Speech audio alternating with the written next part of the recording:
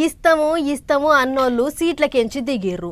మరిగా కొత్తోళ్ళు ఇస్తారో ఇయ్యరో అని పబ్లిక్ అంతా కళ్ళల్లో వత్తులేసుకుని ఎదురు చూస్తుర్రు.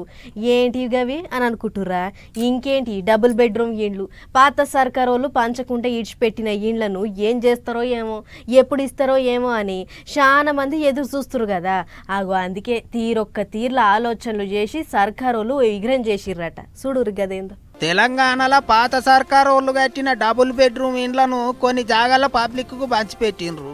ఇంగిన్ని జాగాల్లో అట్లనే పడావు పడ్డాయి. అక్కడక్కడ సీదులు మొలిసి ఆగమవుతున్నాయి. ఇంకొన్ని ఊర్లల్లో పంచేటట్టు లేరు అని పబ్లిక్కే తాళాలు బాగా కొట్టుకొని పోతుండ్రు. అయితే ఇన్నొద్దులకు డబుల్ బెడ్రూమ్ ఇండ్ల కథ కొసేళ్ళటట్టే ఉన్నది అంటున్నారు. పాత సర్కారు వాళ్ళు కట్టిన ఇండ్లను పంచాలని చూస్తుండ్రట సర్కారు వాళ్ళు. ఇప్పటికే తోల్తమల్క ఇందిరమ్మ ఇండ్లు కట్టేని ఇంకే 71,482 మందితోని ఓ లిస్టు తయారు చేసినట్టు చెప్పిండ్రు.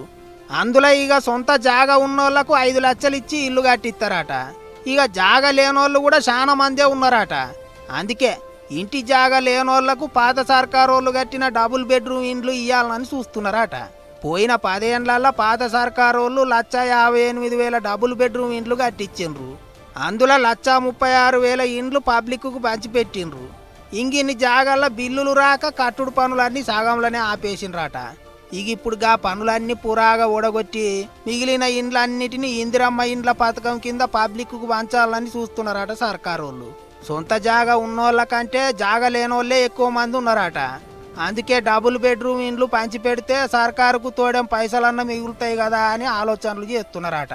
అయితే పెద్ద ముచ్చట ఏంటిదంటే పాత సర్కారు వాళ్ళు ఉన్నప్పుడు లిస్టుల పేర్లు వచ్చినా ఇండ్లు రాని పబ్లిక్ చాలా మందే ఉన్నారు. మరిగా ఇప్పుడు పంచిపెట్టే ఇండ్లు వాళ్ళకే ఇస్తారా, లేకపోతే సర్కారు వాళ్ళు కొత్త లిస్టు ప్రకారం ఇండ్లు పంచుతారా అనేది చూడాలి. ఇప్పటికే చాలా దిక్కుల్లా ఇండ్లు పాడుపడుతున్నాయి. జల్దిగా పంచిపెట్టుర్రి సార్లు అని అడుగుతాండ్రు పబ్లిక్. పంచిపెట్టే కార్యం ఎప్పుడు చాలా అవుతుందో ఏమో చూడాలి మరిగా.